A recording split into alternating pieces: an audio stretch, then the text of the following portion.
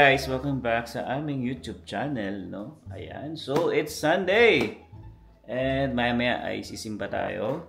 Pero syempre, bago tayo sumimba ay... Yan, tuloy lang natin yung vlog namin kahapon about dun sa... alam nyo guys na... Hindi pa naman sure, no? Wala pa naman. Parang feeling lang naman namin yung mga Pinoy na ganun yung... Pwedeng mangyari, no? Pero hindi ko naman sinabi na ganun talaga. Or sigurado na. We'll see. Ayan. So, syempre, magbabasa din tayo ng mga comments ng ating mga kababayan dito sa Canada. Yung mga pinagdaanan din nila, mga ganitong layoff, guys, no? So, syempre, para sa amin talaga, mahirap din talaga, sa totoo lang. So, hindi siya biro na nangyayari ngayon. Kasi marami talaga, guys, ang... mga company, hindi lang warehouse, no? Marami guys, maraming mga company na nag-lay-off talaga. Kasi nga, siguro, isa sa dahilan din yung mga tariff na yan. Kasi especially yung product nga namin ay US. So, medyo naapektuhan. Yan. So, yung pag-i-slow naman ng company namin guys, yun nga, parang 2 months ago na medyo nararamdaman namin na bumababa yung volume ng orders. Ayan, so... Ayun, tuloy lang natin yung vlog guys. Pero syempre, hintayin ko muna yung asawa ko kasi ay inaayos na pa si Zion. So, yun na nga, no? Andito na ang aking asawa. Bakit ha? Asawa. Joke lang. Hi guys, Ayan. Good morning. Ayan, kakagising lang namin. And naisip na namin gumawa nga ng video na dahil yan, magsisimba tayo later. So, gusto lang namin magpasalamat sa lahat ng mga nag-comment, yan mga nag-message. May mga nag-PPM din ng work. ng work. Oo, kung pwede raw sa kanila, ganyan, itry ko raw sa ganito. Ayan, so, we'll see guys, pagka dumating sa point na ganun na talaga. And yun nga, gaya na sabi ko, hindi pa naman talaga siya sure or 100%, no? Parang feeling lang namin naman yun. And may nag-comment rin nga kasi sabi nga, kasi mga previous vlogs din namin, very calculated yung steps namin. Kapag binablog namin, parang we are one step ahead na. So, ngayon kasi, akala niyan nga, nung nag-vlog kami ng mali-layoff si Alwin or pwedeng ma-layoff si Alwin, meron na kaming naging next step or may executed plan B na kami. Yes. So, ngayon kasi talaga, guys, wala. So, nakikiramdam pa lang si Alwin sa mga signs.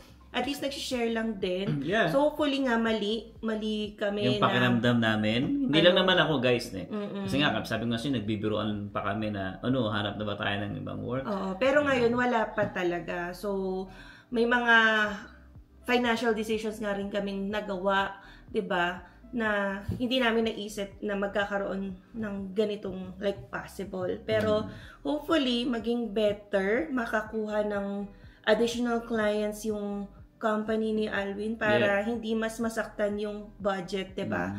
Pero yun nga, sa dami na nag-share, nakikita natin talaga na ang dami nag-slow down na company. So shout out kay Miss Sunshine, sabi niya, pati po sa industry namin, may mga nagli-lay off. Hirap po talaga ngayon. Pero I would suggest wag na kayong masyadong umasa sa night shift. Wala na talaga. Wala na talaga yun. Sure, yun yung sure talaga. Hindi, kumbaga sa ngayon, kasi nga, ibababa na sila talaga eh. So, kasi not all companies will have the night shift option. You got lucky with this current one. Kailangan po maging flexible kayo with Zion and figure out kung paano mag-work while he is in school and with you. So, both regular working hours nga. So, yan po ang mahirap pag nasa Canada, walang helper. Yes. Yun nga pala guys, no? Yung sa night shift kasi namin, hindi naman talaga totally meron kami talaga nung pumasok ako na merong night shift. Parang dahil nga dun sa old building namin is medyo sobrang dami ng volume. So, naghanap sila ng panibagong shift dahil which is yun nga naging part ako din nung night shift na yun. Pero originally talaga guys, wala talagang night shift yung company namin before. Kaya ngayon dahil nasa sobrang laki na ng building namin, so mas minabuti na lang ibaba na lang yung mga night shift para at least maka-save din ng unang-una syempre electricity kasi kung magra-run ng 10 to 12 hours yan sa buong gabi. So, malaking katipiran din yon. Kaya, minabuting nag-decide sila na ibaba ulit muna yung mga night shift to day shift. Yes. So, ito naman kay George Buenafe. Yan. Pinsan niya daw, engineer dito sa Canada. Malaki na at maganda posisyon sa Singapore, pero lumipat dito sa Canada. Pero parang nagsisisi daw ngayon dahil napakahirap daw maghanap ng work dyan. Kaka-laid off lang daw niya. So, liit na daw ng mga sahod, pero nanghihinayang pa rin siya bumalik daw sa Singapore kasi malaki na yung nagastos. Yeah, yun ang problema so, dito. parang sugal din talaga. Yes. Ayan, at nakikita namin, karamihan sa companies dito, yun nga, na-experience ng karamihan din ng mga tao, walang job security. Yes, totoo yan. Parang depende talaga sa ekonomiya. Kung kailangan mag-shutdown ng company, mag-shutdown siya. Kung kailangan mag-lay off, magle-lay off siya. So, yun yung mahirap, no? Parang hindi ka secured sa job mo. Parang, ano ba, next year ba or within the year, magpapalit ka na naman ng trabaho. Parang in your lifetime ba, makakailang trabaho ka. Yes. Parang lipat ka na lang ba ng lipat kasi nga walang job security. So, hopefully, no, hanap tayo ng work na mayroong job security or this company can survive yung storm na pinagdaanan niya. Yeah. Kasi mahirap talaga yung panahon ngayon. Like, ang daming companies na nalulugi, na nagtatanggal ng mga empleyado, hindi lang sa field nung kay Alwin, ang dami pang ibang industries. Yes. Sabi niya, distribution company daw kasi to, sabi ni Brenda Barton. So, it happens everywhere, worldwide. Pag slow ang orders, cut off daw talaga yung hours ng mga employees. So, she have been through the massive layoff. All you have to do is to keep looking for a new one. Yeah. And so, wala pa tayo talaga sa actively looking. Andun pa kami sa praying stage at umaasa na maging okay. So, kung madagdagan pa yung signs, yun. No? Yeah, basta kami naman guys, yun nga, sinashare din naman namin yung experience dito, tsaka kung ano yung nangyari sa buhay namin. And, yeah, hindi naman kami nahihiya na i-broadcast yung mga nangyayari sa buhay namin. Pero syempre, hindi naman 100% sinashare namin. No? Basta pili lang din naman. Yeah. So, sabi ni SCTV 7516, most of company talaga ngayon slow gawa ng tariff. Yes, totoo yan. And then, sa company na pinagtatrabuhuan ko, manufacturing, nag-lay off sila nung nakaraang buwan. At till now, slow pa din sila. At napasama ako sa na-lay off. Ayan, and na-lay off din pala itong ating kababayan. Kaya naisipan ko na lang mag-aral under medical or healthcare field dahil sabi, pag ganyan daw ang industry, ang work mo ay walang layoff. Kasi nga, in demand daw ang ganyang work pag nasa medical or healthcare na industry. Are you open to studying sa medical? Oo naman. Hindi naman ako namimili nga ng trabaho eh. So, kapag na-layoff, so we will see. Kasi, yan nga, isa pa yun sa pwedeng i-aral yung magtitake ka ng course, whether medical or pwedeng welder, yung mga may nagsasuggest din welder. Yung trainee daw niya, sahod niya $16 an hour, ngayon 60 plus na. Wow! Diba? Yes, maganda naman talaga ang welder, guys. Yan, sabi ni Sir Erwin Ogawa, 6007, sa work ng sister ko, nagbawas din. Yan, Toronto naman. Yan, Maria Bender, Sir Alwin, apply ka sa Costco, baka may opening ng forklift driver dyan sa inyo. Pwede. Ayan. So, ang dami guys, random lang din to. Pero parang sa Costco, parang part-time muna, no? Parang gano'n. Gano'n yung ano nila. Yung mga nag-share sa amin, hindi ka agad full-time. So, let us know kung gano'n pa rin. Parang umpisan ka muna sa part-time and then, pag magkaroon ng opportunities, iaakyat ka na sa full-time. Yes. So, eto, Chris Clemente. I work for International Track Base here in San Antonio, Texas. So, US naman siya. And it's been a year. Buti nga, couple hours kayo. Kami shut down 1 week. Ilang beses na, past time 2 weeks. So, pero dito sa Texas, nagbibigay sila ng temporary unemployment. So, bayad ka pa rin. Pero slow pa rin. So, US na to guys ha. So, siya, nagsabi nga na may temporary unemployment sila. Dito rin naman sa Canada, meron silang tinatawag na employment insurance. So, EI. Yeah. Nababawas din yun sa sahod ng mga regular workers. There's a portion or chunk to pay for the EI. Yes. So, kailangan gather ka, accumulate ng certain number of hours para if something happens, no, maging entitled ka for EI. Kunwari, ma-lay off ka or ma-terminate ka ng walang basehan or walang ground, you can be entitled for EI.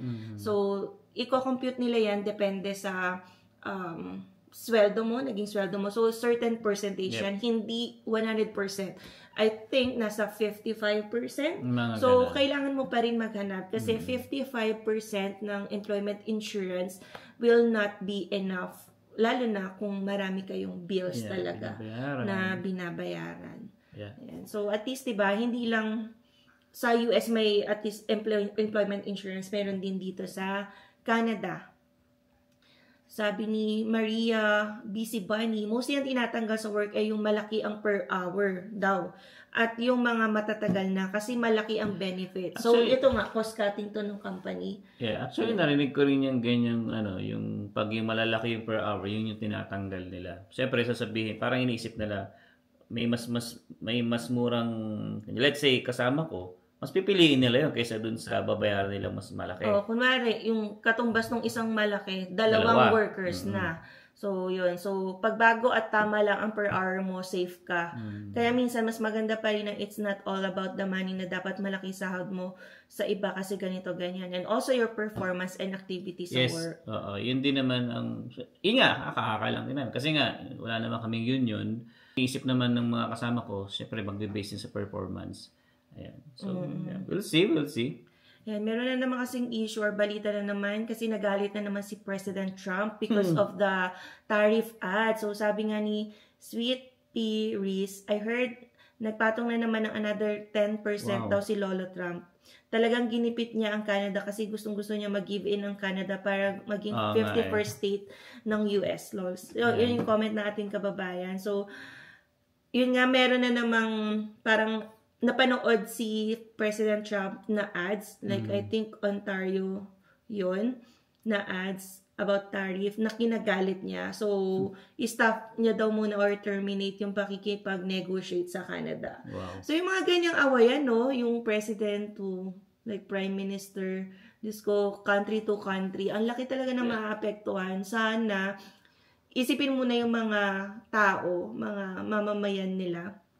Kasi ang daming nagsasuffer. Marami so, hindi lang naman sa Canada yung effect ng mga tariff wars niya. I think sa US din, madaming tinatamaan. So, sana mabalanse. Kasi napaka-difficult ng panahon ngayon nung ang daming layoff na nangyayari. Yeah, totoo. Kaya yun nga, pray lang din. And, alam niyo na, kung kailangan tanggapin natin, di ba? Pero syempre, dapat may plano. So, ang step namin ngayon, although hindi naman actively looking, is ayusin lang yung resume para if ever dumating yung time, ready na, and see kung change work or mag-aral. Yan din. Kasi, parang yung nangyari kay Alwin, galing siya sa engineering firm, na-lay off siya doon. Kasi nga siya din yung pinakabago doon, una sa listahan. So, lumipat siya dito sa company na US-based din and may risk din talaga maapektuhan for any layoff or slowdown. So, parang bawat lipat mo, no, there's a danger. So, ano ba yung job recession proof? Yung company na lilipatan na hindi ka malilay off. May ganun ba? So, yun nga, healthcare. Yeah, pwede. Kasi may nag-comment din dito, kabaliktaran din daw na nangyayari. Sa hospital naman daw, ikaw na yung susuko. Talaga? Nire-request kaya lagi for OT. So, syempre, iba kapag yun nga, distribution company, retail, nag-i-slow down kasi konti yung orders, yung mga tao din nagtitipid, hindi gumagastos. So, walang masyadong orders. And then, comment naman ni Jeg KT, currently, nasa Winnipeg daw siya, and over the course of the year, I noticed drastic change in the economy. Grocery stores daw na kung saan siya madalas pumupunta, dati 4 lanes daw yon. Ngayon daw, naging 1 to 2 cashiers na lang. Also, yung variety of food daw, less selection na lang.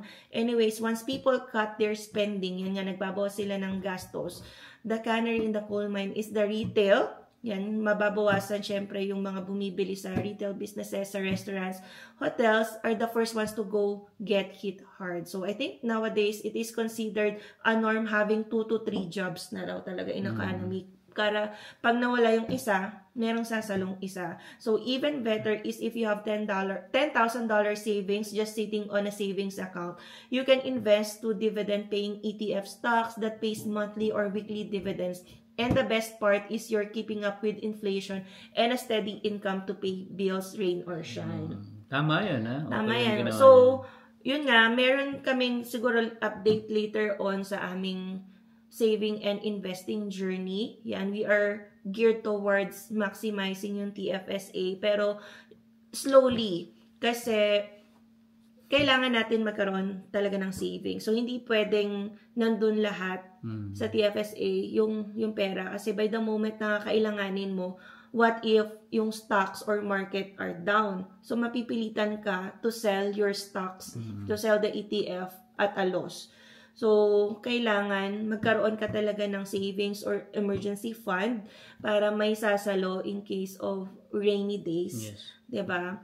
Kaya, yun, maganda rin yung sinasuggest ni JEGKT na i-invest yan sa ETF stocks, lalo na yung dividend stocks. So, ako, kasi yung na-invest natin yung sinabi kong XEQT, pero pinag-aaralan ko rin yung dividend-paying stocks para in case market will go down, syempre, kapag dividend paying yung stocks mo, tuloy-tuloy yung dividends mo, whether monthly or quarterly. So, mas sure yon na babayaran ka monthly. Kumpara kapag growth stocks lang yung binili mo, which is yun palang yung nagagawa ko kasi.